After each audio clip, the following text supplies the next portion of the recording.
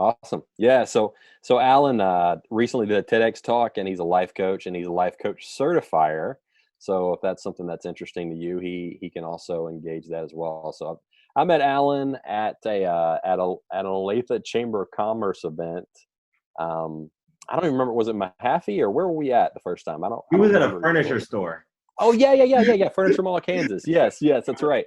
And was introduced by another friend named Bubba, and and I don't know, like there are plenty of people that I meet that are just like, no, nice, that's cool, it's interesting, and then there are people that just resonate, and I find myself seriously curious about, and immediately with Alan, like I was like, man, I the vibes this dude has, I'm in, and like I want to know more about his story. And so I think it was the next week we talked for a while out in the parking lot, and then maybe just a few days later we got together for coffee, and we've gotten together I don't know how many times since then, like connect in a litany of ways, and he's become quite a great friend, and respect his voice a lot, and love his heart in the world and what he's doing in the world and what he's been doing in the world and where his journey's taken him. So great to have you tonight, Alan.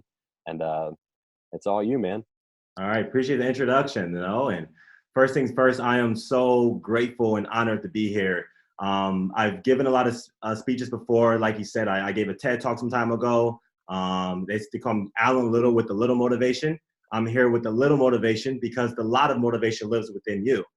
So I'm a firm believer that it's not really the motivation that gets you off your butt. It's the transformation that you experience in your life on an ongoing basis. So I kind of gave my TED Talk on the basis of the way we speak to ourselves. And I'm actually going to give you guys kind of a virtual version of the TED Talk I gave. Now, obviously, I'm not going to be standing, speaking. My arms will be flailing all over the place. And that's probably not happening as much, but you're going to get the essence of the talk. And a little bit more about me. I'm originally from Champaign, Illinois. I moved from Champaign to Iowa to eventually Kansas City. And it's something how just moving with work and business. And once I came here, I immediately felt at home. I was like, I love this town. I love everything about this town. And actually, Brad, around the time that I met you, I was still somewhat new. I was still meeting people, still connecting. And next thing I know, it's just this powerful community here. So I love all of you guys. I'm grateful for this. And what I want to speak on is I always say that it's not the conversations that we have with each other that means the most. It's the conversations we have with ourselves. Because the conversations that we have with ourselves act as the filter of how we connect with other human beings. So when I gave my TED Talk was on a premise of the way we speak to ourselves. And I'm gonna share my screen right here, and give you guys the exact same PowerPoint that I use. So give me a moment to share my screen. I've never done Zoom before, so, well, at least on a speaking engagement. So let me see, PowerPoint, share my screen. All right, can you guys see it? If you guys can unmute yourselves if you want. Can you guys see it? Yes. Okay, cool. Let me see. Let me just make sure I'm doing this right. Place to start. Okay, so what we're going to speak on is the little voice in our head. Okay, and all of us, if we take a moment to just quiet our minds right now. Let's take a moment of silence for like a couple of seconds.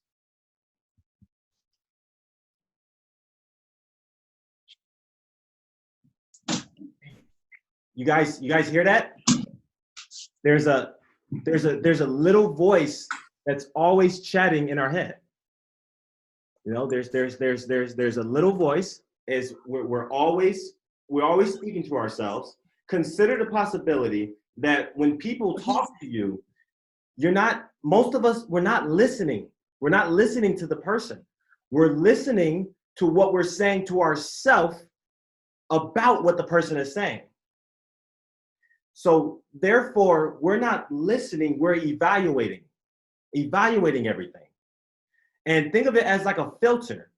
You can take a filter, and let's say someone has this filter that no matter what goes through it, it just turns it into water, okay? So if someone pours in Diet Coke, it's gonna turn it into water. If someone pours in Sprite juice, it's gonna turn it into water. Now, that's just an example, but sometimes people can speak to us, but because of our own internal filter, we turn it into something else. If someone has a little voice that's constantly talking negative to them, everything you say to them is they're going to turn into something negative about them. Oh, I don't trust you. Oh, what are you trying to say? Does that make sense to you guys? Unmute yourselves. Does that make sense?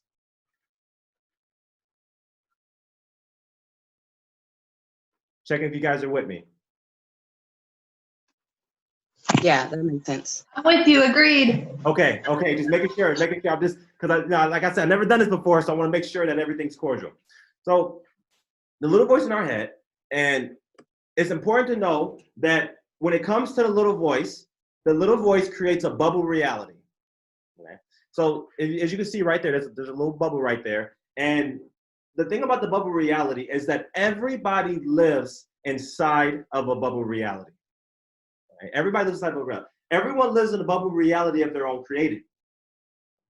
And knowing this bubble reality is that if we keep speaking to ourselves, like if somebody has a bubble reality that says, I'm not worthy. I'm not worthy of happiness. I'm not worth it. I'm not good.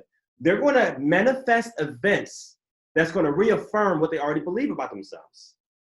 You see? So if someone says, I'm not worthy of greatness, they're going to try to win, I don't know, some kind of contest, and they're going to lose. And they're going to be like, I told you. Because the thing about the bubble reality is that it always reasserts this stuff in our reality. So a lot of people feel like that they have to try to change the external reality. The key is don't try to change the external reality, because the external reality is only following the inner bubble reality we're creating in our mind. Okay? And this is an ongoing thing. It's an ongoing thing that goes on and on and on and on and on. And the key about knowing about this is that when we have a little voice that's speaking in our mind, the area it lives in there's our subconscious, and then there's our unconscious area. Actually, when it comes to our mind, we're using all of it, but we're only accessing less than 10%. And the other 90% is actually what's running our life.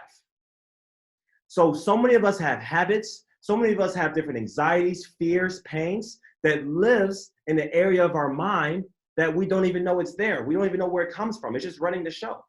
I know people who deal with a lifetime of anxiety. I had a guy who dealt with a lifetime of anxiety, and he had no idea this anxiety was in an aspect of his consciousness that he didn't even know was there. Something from his childhood, something from his father. So the key is knowing that anything in that internal reality is going to manifest into our physical reality. Next aspect of the bubble reality is that it refuses to be wrong. If someone's walking around with a bubble reality that says nobody really is trustworthy. Nobody's really trustworthy. If someone believes that, if you go to them and you try to convince them that, oh yeah, you can trust people, it's this, they're going to argue with you. They're going to argue with you every time because their bubble reality does not want to be wrong. It does not want to be invalidated. They're only focused on things that reassert their bubble reality. They only focus on that. See, one thing I've learned in my life coaching was that in life coaching, I'm not here trying to quote unquote change people. I'm not just saying you need to do this, you need to do this. I'm holding space for them for where they're currently at and helping them grow. Because if you go to someone and says, why aren't you positive? You need to be positive. You need to be, they're going to be like, nah, I definitely want to be positive. Because if you're trying to guilt trip someone into being positive, you're actually using a negative energy to try to get them to be positive. And you cannot create positive energy coming from a negative space. You can have positive intentions, but if you're coming from a negative space, you shouldn't be this, you shouldn't be that, then you're going to run into negativity. Right? Does that make sense, everybody?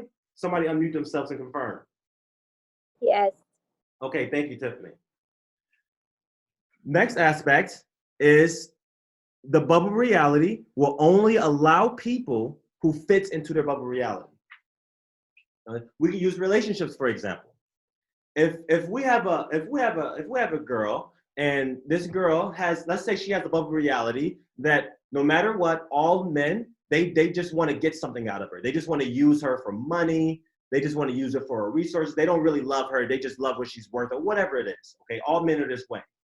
She will only be attracted to men that fits that bubble reality, even when she don't even know it. If we don't get what we want in life, we get what we expect. So it is the expectation that lives in the unconscious area of our consciousness that creates our life. Not what we hope for, what we expect. So the best thing to hope for is to start hoping, okay, how can I change my inner reality? How can I change my inner consciousness so I can start creating what I actually want? Don't try to just change the physical reality, because that's just a mirror of the internal reality.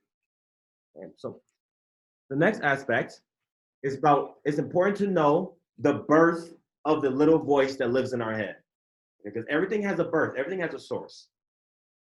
The birth of the little voice, first off, it starts with what others told us at a young age.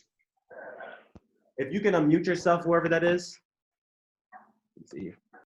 So we all have a little voice at a young age, and it's extremely malleable. It's extremely impressionable. And everything people tell us, our little voice is going to start gathering that as data, as this is just the way it is. Someone says something like, don't talk to strangers. Most people are bad. Most people are negative. They're molding the clay of that child's little voice into adulthood. Somebody says, don't eat a bunch of fruit because fruit has sugar, so don't eat fruit. Fruit's too sugary, I think. Into adulthood, they're going to wonder why. I don't even know why I don't like fruit. I just don't like fruit. They don't even know why. We can forget the information that goes into our little voice, but we still act from it. We can forget the information from childhood, but we still act from it. And then as we're growing up through childhood, we have experiences that affirm what others told us. So if someone has an inner voice that says something like I said earlier, from childhood, you can't trust strangers. Well, they're gonna hit about 12 years old, and they'll come across a stranger that says, "Don't talk to me. I don't like you," or whatever it happens. And like, I learned that from childhood. You can't trust strangers, and now the experience reaffirmed that for me. And then the little voice gains momentum. It gains mass. And then this happens over and over and over again. Like, for example, how many of us heard the quote, "Money doesn't grow on trees," or something of that nature? Unmute yourself and confirm. Who's heard of this notion? Money doesn't grow on trees. Me. Oh yeah, Kenzie. Okay. Stay with me, Kenzie. Stay unmuted. So Kenzie, hearing this, money doesn't grow on trees. Is this from a abundance space or a scarcity space with money? Well, scarcity, right? Scarcity space. It's a scarcity space. Okay. See, now, just that. Thank you. So that quote right there, "Money doesn't grow on trees," coming from a scarcity space. We can forget the quote, "Money doesn't grow on trees," but the vibration of scarcity stays in our system with money. We can go into adulthood hearing that all our childhood and be like, I know it's not true. I know money's abundant, but for some reason we don't know why we can't create abundance. See, there's a difference between understanding something intellectually and then getting something on a beingness level, like fully understanding, wow, like I get it now, like resonating with it. You can hop on a bicycle as a child, but you're going to fall off every time until you discover balance. Once you discover the ability to stay on a bicycle, you just get it now. With the little voice in our head, we have to discover the root of it and discover how it got there, and then be able to live amongst it. Is it beyond it?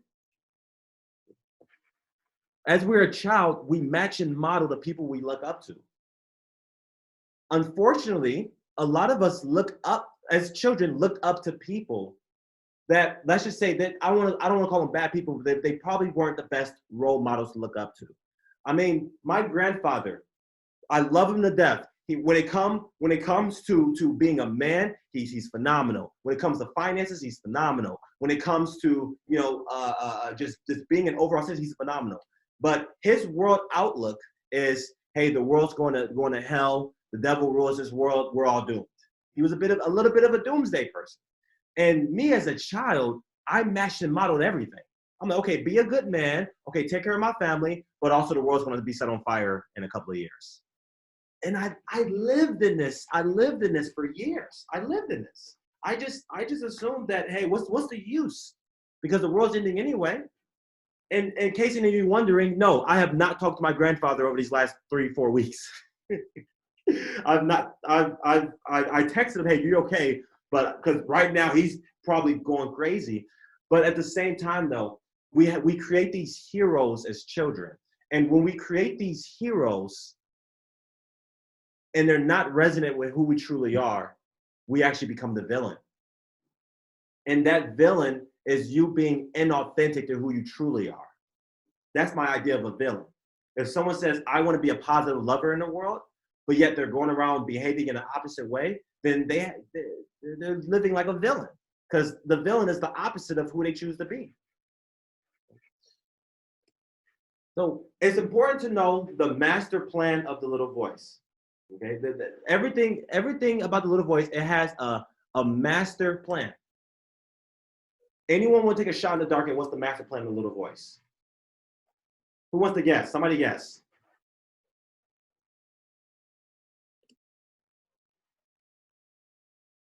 What brave person wants to take a shot?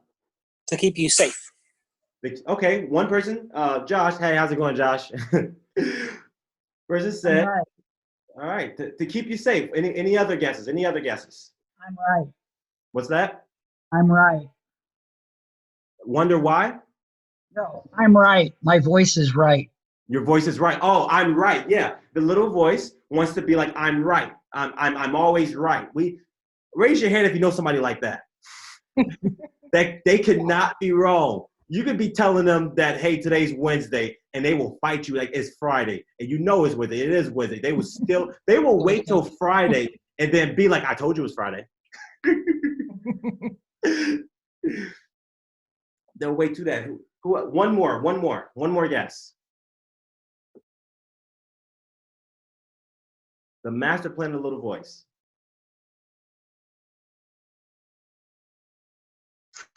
I would say to control your actions. Okay. To control your actions. Control your actions. That's a good guess. Very, very good. All you guys were so close, extremely close. The master plan of the little voice is to get you to believe that it's you. To get you to believe that it's you. If the little voice gets you to believe that it's you, then you're not going to do anything to change it. You're not going to do anything to change it because it's just the way I am. It's just that's just, here's the key word. Here's one of the most dangerous realities when it comes to patterns. That's just the way it is. This is reality. This is what's real. Oh, here's another one. Let's be realistic. You need to be more realistic. See, when someone tells you to be realistic, they're not telling you to be realistic. They're telling you to be like them. They're telling you to live in their reality. They're telling you to live in their, to live in their bubble reality. That's where they want you to live. So when someone says you're not being realistic, they're really saying you're not living in my bubble reality, and it pisses me off. And the more you go against that, the more they're going to be like, they're going to try to invalidate you. Because if they invalidate you, now you can, what do they say? Misery loves company. They got one more person on the side of misery. One more person on the side of misery. The way you can help them is by being authentic and being like, you know what? You can believe that, but I don't want to adopt that bubble reality. I don't want to join that bubble reality. You're helping them because by telling them no, you're actually teaching them that there's another way. And if they believe there's another way, by your example, keyword, not your preaching, your example. Once they can tell there's another way by your example, they have the freedom to choose and join you on that side of positivity, of light, of love, of whatever we want to call it nowadays. But it takes your example to do that. So let me set everything up real quick. Let me see. So if I go over here, it's important to know the impact of the little voice. The little voice has a specific impact on every aspect of our life. And I'm going to narrow it down. Not all of the aspects, but just go over a couple of aspects really quickly. First aspect is our relationships. We have so many intimate relationships where, let's just say for example, there's a guy, he goes out shooting pool with his buddies. Let's say he's out till 10:30. Night guy kind of heavy. People were drinking, having a good time shooting pool. And just an example, his wife's at home. Oh my goodness, he at Felicia's house. I know he at Felicia's house right now because he went in the direction of Felicia's house. That little voice in her head is going to keep gaining mass, gaining momentum. And then he's going to come home from shooting pool and she's going to be like, how was Felicia? How's Felicia doing? Was you at her house? I was shooting pool with the guys. See, the key thing is that, remember, because the wife's little voice doesn't want to be wrong. It really believes that. And how did she get that little voice? From childhood, from a past experience. It could have been a high school relationship. It could have been something, but it ferments itself. Okay? She's literally living in an entirely different reality. The husband is living in an entirely different reality. But the thing about it is that the husband's living in the objective reality of what happened, and then the wife is living in the reality of what she's creating. But the key is to know that to both of them, they're both right. The husband can say, you're lying, you're wrong. She can be like, no, I'm not. The wife can be saying, you're wrong, you wasn't at the pool. The husband be like, no, I'm telling the truth. I'm talking about being objective in what actually happened and not living in a little voice. Okay. Next aspect, our career, our school. Whether we're in a career, whether we're in school right now, the little voice has its rule on that too. I was giving a speech to a group of some of the most inspirational, motivational women in Kansas City. And as I was speaking to them, they're all entrepreneurs. They're all self-made. These are like corporate level CEOs. And one of them raised their hand, and they're like, "Yeah, I couldn't work for anybody because every manager is a jerk or a prick or whatever it is." I'm like, that's actually a bubble reality. I've had some managers that were phenomenal people that loved me, that cared about me, that actually wanted the best for me. Now, for a lot of us, corporate is not for us, and some of us are entrepreneurs, that's okay. But what I'm saying is that we don't have to leave this trail of fire your boss, they're horrible people, all jobs suck. You don't have to do that because they're just people. My little voice says, you know what? I feel like if I'm at a job, it's going to be the best job ever. If I'm an entrepreneur, I'm going to be the best entrepreneur I can be. No matter where I'm at, God is blessing me. And so I'm blessed wherever I am. That's my little voice. Right now, I'm on this talk with y'all. Guess what? I'm blessed. Hey, after this, I think I'm going to stop by Walmart and grab some groceries. Every aisle that I walk down is going to be blessed. Just because I walk down it. And you have the freedom to adopt this little voice too. You have the freedom. You could, if all of us went to Walmart together, that'll be the most blessed Walmart. Like there would be like crazy. Because we're all creating with the little voices in our head, and that's what follows us. Our financial lives. I can take a step for this one. When it comes to money, man, some of y'all got some stinking thinking. I've seen so many people say along the lines, oh, not only does money grow on trees, if you have a lot of money, you're evil. If you make too much, you're evil. It's this. That, and then it's funny how just when that person gets, they say, man, I wish I had a lot of money. I wish I had an abundance of money, all this stuff. But then they'll get to this level that's above their temperature, above their threshold. And then they'll say, I better tone it back. Or for some reason, they'll do spending habits or whatever it is. our financial situation is nothing but a manifestation of our little voice about our finances. That's all it is. You can go out there and you can get a new job that pays you $175,000 a year. And all of a sudden, you will get spending habits that spends $165,000 a year. And you're at the end of the year, you're like, why do I only have $1,000 in my bank account? What is this? We're all staying at this temperature. Financially, we're at this temperature. And it's following the little voice inside of our head. So don't change your job. Don't change necessarily, don't try to change the government. Good luck. Change your own temperature. And when you change your temperature, everything else changes. That was one of the key reasons why I even got into life coaching.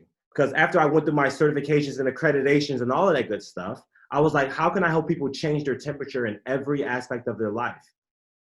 You know, a lot of people come to me that say, financially, I'm fine, but emotionally, anxiety, spiritual, whatever it is, how can we change that temperature? And mind you, the temperature stays at a constant level. I'm not talking about getting motivated and being happy for 2 days. I'm talking about living a life that reflects our highest version of ourselves on a consistent basis. And the root of all of this is a little voice in our head. Our physical body. You guys probably didn't know this, but when I first got into life coaching, in the beginning, I wasn't just a life coach. I was a fitness coach. I was a fitness coach at first. My idea was I want to help people go to the gym, and then maybe we can have a life coaching session after that to help them keep the belief, because I know that I'm not helping people change their body. I'm helping them change the way they receive or love their body. It's not about losing weight. It's about losing the great negative thoughts we have about our body. If you go to any good personal trainer, any good fitness person, you say, I want to lose 50 pounds. Usually they'll say something, why you want that? Why do you want to lose 50 pounds? They're not saying that just a question. They're saying that to see, are you coming from a space of my body is broken, I need to change it? Or you're coming from a space of I just want to be a better person? If you're coming from a space of my body is broken, then you're not going to lose. You'll lose 50 pounds, but you'll gain 50 other problems. Like, I don't know, your hair will get weird, or your nails. I don't know. It'll keep manifesting itself in some weird way. Ooh, I lost 50 pounds. Now I got these stretch marks on my body. Oh, I don't like these stretch marks on my body. It's about changing a little voice about that. Our spiritual life. Our spirituality is one of the most diverse things. There's so many different religions, beliefs. I respect all of them. My spiritual belief, love. I'm all about love. If no matter what it is, if love is at the root of it and I can feel that, I'm in. I've danced with the Buddhists. I've danced with Hare Krishna. I grew up Christian. My mom's Jehovah's Witness. But if there's love involved, I'm in love. If there's fear involved, I'm going to keep a safe distance. There's fear, I'm going to take a couple courtesy steps back. I'm not going to knock you. I'm not going to, because remember, if I knock you, that means that I'm using negative energy to try to make it positive. And you cannot use negative energy to create positivity. That's just physics. So what I do is I keep a safe distance from that, you know, but I always stick with love. It's important. I always stick with love. Okay. The key, the secret is to learn how to create your own little voice. Create your own little voice. And when your own little voice is stronger than everyone else's little voices onto you, you become what they called the unmoved mover. The unmoved mover. You can move things in your life without being moved yourself. How many of us have tried to go motivate somebody and we walked away depressed? You walk away drained. It's like, I came here to motivate you, and I'm the one that's drained. How did that happen? You see? It's because it's their little voice going against ours, and that's the key thing. Whenever I am in my life coaching, whenever I'm coaching somebody, see, the thing about it is that we're developing their little voice, but now they get to borrow my little voice as well, and now it's 2 versus 1. It's 2 positive, strong forces going against their one, anxiety or lack of confidence or whatever it is, and it always trumps it. And then once they can conquer it, when I'm with them, time goes on, I fall back. Now they're on their own. They're a self-driving kid. That's the kid. That's the key. It's not called dependence. It's called interdependence. Utilizing others in our life to allow ourselves to grow, but also helping them grow as well. I develop from everybody I coach. Last year, I think we had over like 40 or 50 something different people enrolled in different coaching programs. There's the certification programs. There's the program for empowerment, and every one of those people, they were my teachers in some way. You see, it's always a mutual exchange, a mutual growth. And so, and it's about empowering that and living in that. So the key is to learn how to align the little voice in your head with the little voice in your heart. We all have a heart, hopefully. we all have a heart. We all have that little bitty gut feeling about something. Oh, I should do this, or maybe I should have done that. When you can align the little voice in your head with the little voice in your heart, you're driven, you're automatic. You're acting on intuition every single time. The more you act on your intuition, the stronger it gets. It's a muscle. If you don't use your intuition, then it's going to get weaker and weaker and weaker. When someone says, I have a feeling I shouldn't go to this party tonight, and they go anyway, and they get to the party, and it turns out it was the worst experience ever. Everybody was drunk. It wasn't even worth it. They're like, I knew I shouldn't have went. If you knew you shouldn't have went, then why'd you go? Align it with the little voice in your heart in every instance you can. And sometimes our heart, I'm gonna get a little deep here. Sometimes our heart is clogged from experiences of our past. And these experiences of our past can clog our heart. And one thing my uncle told me is that it's important to learn how to start clearing our heart and doing a heart work, because God needs all of your heart to flow his love through. Our Creator cannot flow Creator's love through a broken, damaged, jaded heart. You know, because we're always going to have our pain manifest onto them. So the key is every time in the program, in a certificate, every time someone comes to me saying, hey, I want to be a certified life coach or whatever it is, I always tell them, how's your heart? I always talk about the heart stuff first, because I want to know, can this person love somebody enough? And we can only love people as to the depth that we love ourselves.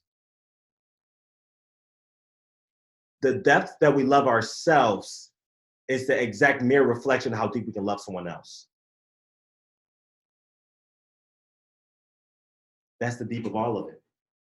It's a self-realization game. On a very, very spiritual level, there's no one else here but you. Everyone's here for your benefit, for your growth, for your expression. They're just like figurines in your game. Now, I'm not saying walk around with a ego, I'm the king of the world, but walk around with the idea that everyone you see is nothing but a different aspect of you. And how would you treat yourself? Would you love yourself? Would you be kind to yourself? Would you feed yourself if you're hungry? There was a man who he said you clothed me when I was naked. You fed me when I was hungry. You gave me water when I was thirsty. You gave me a house when I was homeless. And someone went to the man and they said, when were you homeless? When were you thirsty? When were you hungry? And he said, fairly. Whatever you do to the least among others, you've done it to me. How you treat your fellow brethren is a reflection of yourself. It's a key thing. So someone says, how should I treat this person? How would you treat yourself? Always stay in that context. I want to ask you guys to create a new bubble reality. Right now, a lot of us are living in a bubble reality that is not working. For what we want to create, it's not working.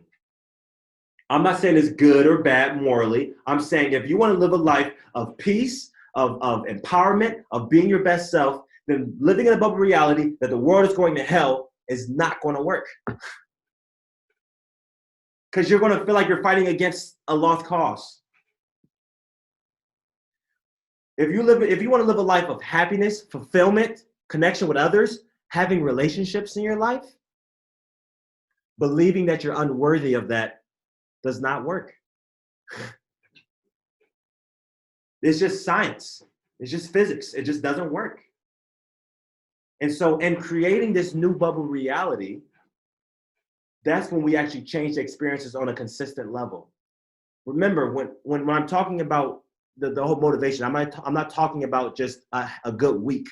I'm talking about a good life. I've been to so many different programs and different coaching stuff and certifications and all of this stuff.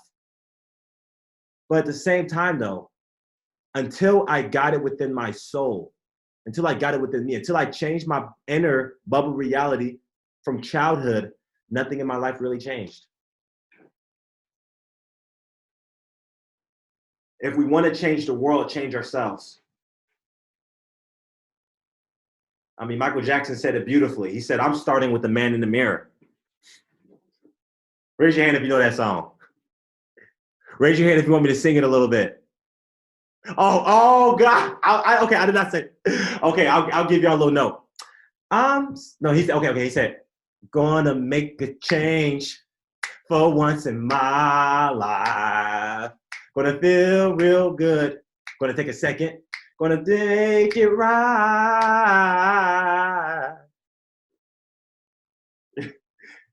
Yeah. That's it. Thank you. That's just the opening verse. You know, if you subscribe for more, you know, if y'all want a little bit of my easy. So that's how we make those changes. So that's my information right there. What I'm going to do for you guys is for my life coaching, for everything, usually for like an initial session, it's like $150 some. Everyone that's on this, everyone that's watching this right now, if you go to rethinkbig.org, until tomorrow night, you can book it absolutely for free. No charge. Free session for everybody watching this until tomorrow night, because I can get pretty busy. So until tomorrow night, absolutely free. You get an hour. It's called an expression session. And in an expression session, we'll go over absolutely everything. So it's right at rethinkbig.org. Go straight there, and then that's free for all of you guys. So I'm gonna end the show right now. Put the slide back on me. Let me see. So let me see. How do I remember? I'm still learning this, guys. Still stop share. Okay, you guys see me? Is it changed now? Is it different now? Okay, cool. So that was a little bit of that. Remember, free session, rethinkbig.org by tomorrow night at 9 p.m. Okay, tomorrow night 9 p.m. So if you guys, I'm gonna unmute everybody. So if you have some background music playing, turn it off. I'm gonna unmute all. If you have any questions for me over anything, whether it's me, whether it's personal, whether it's coaching, business, whatever it is, any questions, this is a safe room. Mind you that we are live right now, so act as if that this is going to be seen by everybody on the planet, okay? So don't be going on there and saying, you can get personal, but you just know the world's watching. So, right. Any questions, one at a time. You can be vulnerable. You can be vulnerable to everybody. Yeah. Okay. Yeah, I like that. I like that. Okay, Brad. I like Brad. See, that's really my thing. Be vulnerable with everybody, but some people, I don't want them to be vulnerable and they don't know that everyone's going to see it. Yeah. So I'm just saying, I challenge you to be vulnerable, and it's with everybody, but at the same time, it's just with you. Think about that. Who has a question? Over anything at all?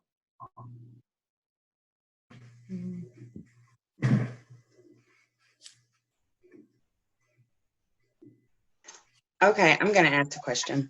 Okay. So everything that you said resonates with me really deeply, and it aligns with everything that I believe in.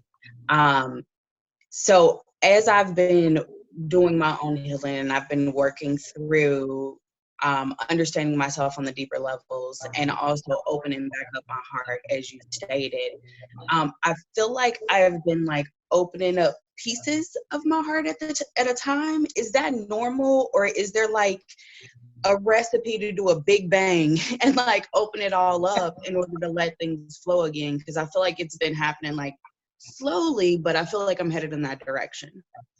Okay. You want to know, is it something that can happen all at once, or is it in pieces, or is that what you're asking? Yeah. Okay. Question. What are you opening up your heart from? From the past, from past traumas, relationships. Like I've dug deep into my childhood and getting into the understanding of things that happen outside of my control, forgiving myself for keeping myself in certain patterns, forgiving people who I'll never get an apology from. But I feel like coming into those awarenesses have helped open up my heart, but I don't feel like Okay, I'm completely open. 1 second. Who's the person that you won't get an apology from? Like being very specific, like my father, like someone who won't take accountability for their own part in a broken relationship. Yeah, you're saying that getting that apology from your father in that broken relationship is something that it means a lot to you. Well, that with it, and I've forgiven him on my end because I came from a place of empathy and understanding that with him having a lack of parental guidance growing up, he doesn't really know how to love, so he just went into having multiple kids, and so therefore I'm asking something of him that he doesn't know how to give to me. So I've accepted that, and like I said, that's like one of the pieces that I've opened up, but I don't feel like my heart is open. Like I feel like I've cracked some stuff off, but I don't feel like it's free enough for everything to flow for me to be able to manifest what I want for my future. Yeah. You're saying that it's opened up a little bit. And first off, I want to acknowledge you for even opening up about that. Thank you. For speaking about that publicly, about your father and where he's at. Because I believe that strength is not walking around saying, I'm healed, I'm better. Strength is walking around saying, hey, I'm a human being and this is where I'm at right now. So I wanna acknowledge you for doing that. That takes courage, it takes strength, and I honor you for that. And so one thing that's coming up for me is that you have this relationship with your father that's broken. When was the last time you've openly talked to him about this the way you're openly talking to us right now? It was less than a year ago. Actually, me and 6 of my 8 siblings got together and confronted him. Okay. So all you guys confronted him. Okay. So now that you've confronted him, how did he respond? Very closed off, very made a lot of excuses, didn't take ownership, never apologized. Like just kind of, he wasn't ready to receive. And I mean, I left that situation better than most of my siblings because I was like, I accept where he's at. I mean, we can't do anything to change where his heart is, but I still want to be able to alter where mine is. Yeah, you still want to be able to alter where your heart is, but at the same time, you can't do anything about him. Right. Okay. So you understand this intellectually, understanding this, but why do you still feel pain about it? I'm not sure. See, right there, stop right there. See, right where you said, I'm not sure, that's because the pain lives in the unconscious. Remember I said the little voice has an unconscious area. Yeah. The pain lives in an unconscious area. And what I'm telling you is that it's that unconscious area that's running majority of your life, majority all of it. We don't even know it's there. Okay? Yeah. Now, when it comes to this unconscious area, it exists in something called patterns. The universe is filled with nothing but patterns. So if we have this pattern of this pain, of this hurt, it's going to go on and on and on until we do something dangerous. We do something called, we normalize it. Yeah, that has definitely happened, and it's reflected in relationships in my past. Yeah. We normalized it. See, we normalized it. And once it's normalized, it becomes our normal. And the thing about it is that it's not your natural. You naturally is blessed, is loving, is hugging everybody, is the most positive. You know it. I know a positive person when I see one. You one of those. Oh yeah. Hug everybody come together. You are the community person that brings everybody together. Am I lying? No, you're not a lie. That's true. Yeah, exactly. So the true essence of you, that's you. But the part that's blocked off from your father, that's in an unconscious pattern. And the thing about patterns is that Isaac Newton, he said that an object in motion stays in motion for how long? Continuously, right? Continuously, forever. It's designed to stay in motion forever unless there's an equal or opposing outside force to go against that. Okay. So what I would definitely recommend is let's have a session and go deeper within it, because this is not something I can do over a Zoom call. Okay. It's not something to do over a Zoom call. But what I can definitely say is that even you speaking about this right now is a part of your process of healing from it. Okay. People don't realize that even the moment you're asking a question about how do I heal from this, you're telling our creator, you're serious about this. You just announced this to potentially 1,000 people. You're serious about the change. You're serious. Yeah, and I am. And anything you want in the universe also wants you. So you're getting closer and closer and closer. Everything you want wants you. Everything you want wants you. Even just knowing that alone should bring you a little bit of peace, does it? Oh, absolutely. Yeah. Absolutely. Thank you. Yeah. Yeah. To know that source of love is searching for you too. Thank you very much. Thank you. Yep. Did anyone else have any questions over anything at all, or? I have one. All right. What has been your top couple authors or books that have helped influence some of your work? First things first, Conversations with God. First and foremost, that's the series that woke me up. Conversations with God. I mean, I've been through that 37 times now. You know, I'm honestly, I'm not the be successful guy. I'm not the make money, get rich. I'm not the results guy. I'm the spiritual guy. Mm-hmm. I'm the spiritual guy. I love everything about, love and connecting, community. Remember, my idea of spirituality is not you should do this, you should do this. It's, hey, you get to do whatever you want. Just don't hurt nobody. Right. And could you love people along the way? You want to be a farmer? Be a farmer, but do you love them along the way? Here's my secret, that in all of my coaching and all of my speaking, this is my secret. I fall in love with everybody I meet. My mindset is not thinking, why is this person in my life? What can I get? My mindset is, my little voice in my head is constantly saying, how can I love them? How can I love them? How can I fall in love with them? Because that right there, immediately they feel the connection.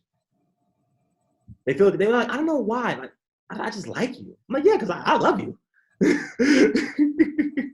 You like me. I love you. So I would definitely say that's, yeah. That was my wake up book too. That was? Yeah. Yeah, and that's why we probably resonated a little bit. That's probably why. Right? Yep. Anyone else have anything at all? What's your most transforming experience you've ever went to or listened to or experienced? My most transforming experience.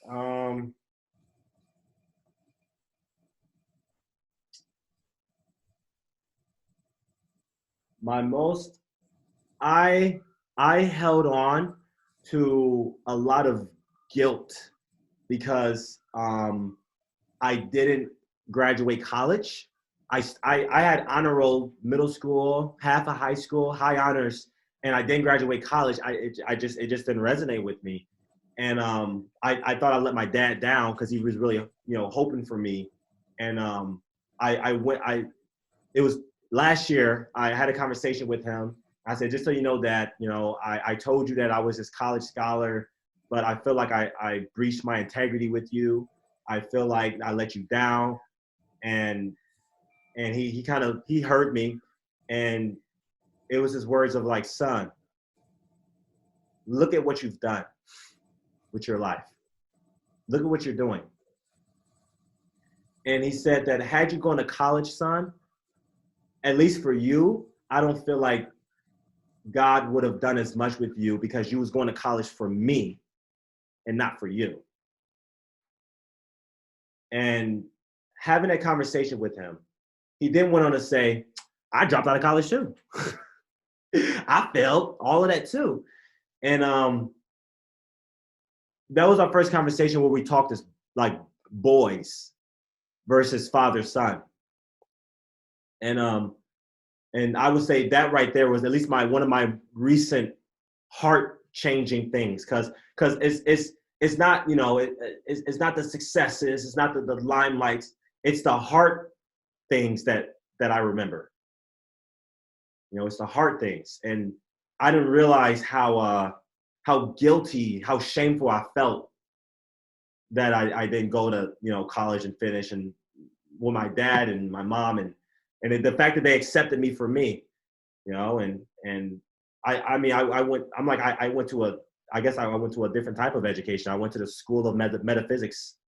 And yes, Conversation with God is 3-book series written by Neil Donald Walsh. It's 3. So it's those family things that we held on to for so long that's finally released that has the heart effects.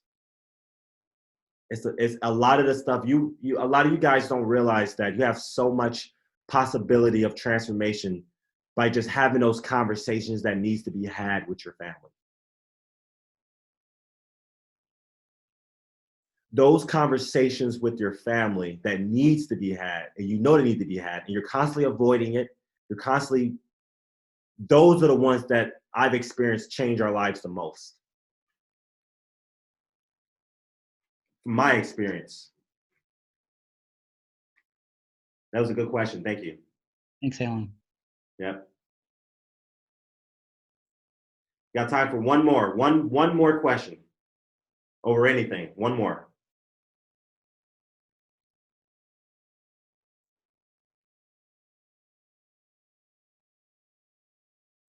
Unmute yourself. What? You're muted. Okay. Okay.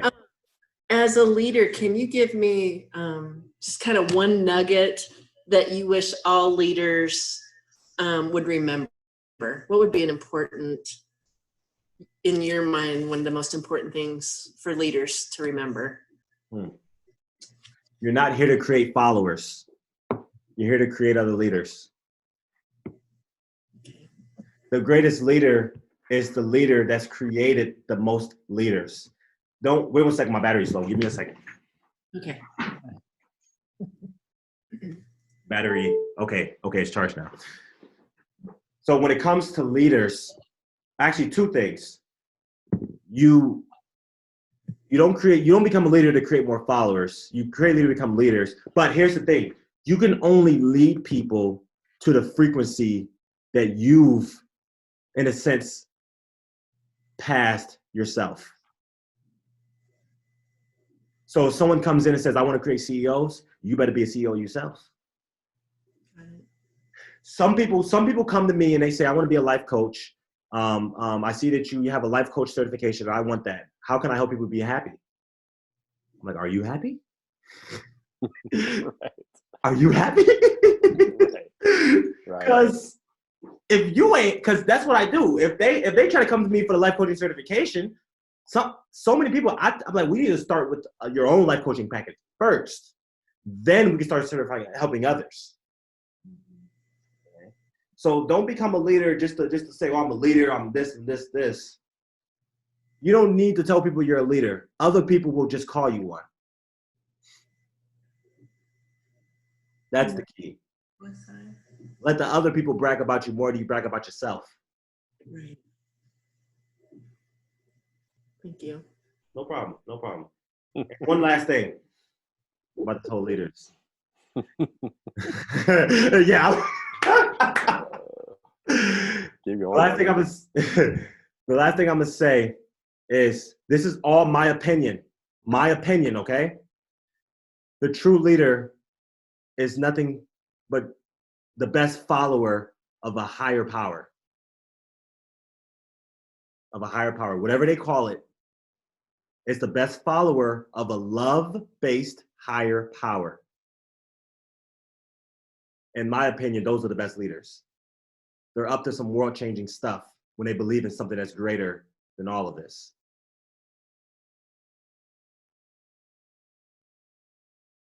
Good question, good question. So I want to say that I love I scrolled through the names. I see you all's here. It's a lot of you guys. And I love each and every one of you.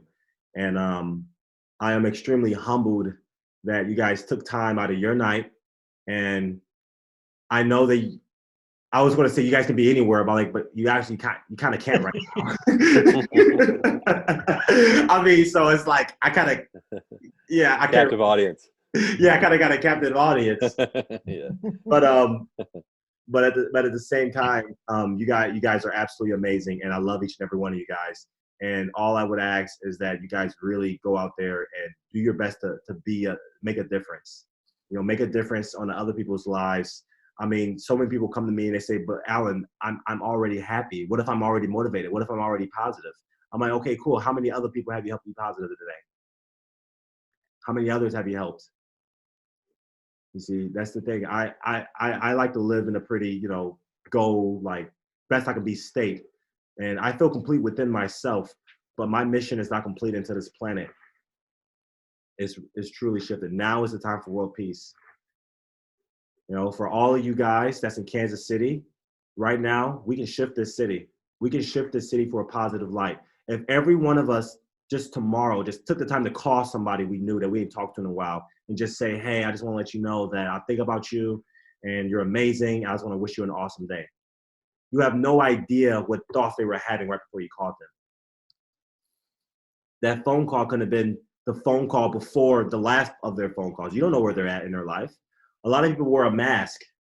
They wear a mask and they don't show you what's really going on. You can be that angel. You can be that angel onto them lives. So I want all you guys to just be an angel. And you guys have plenty of tools as well.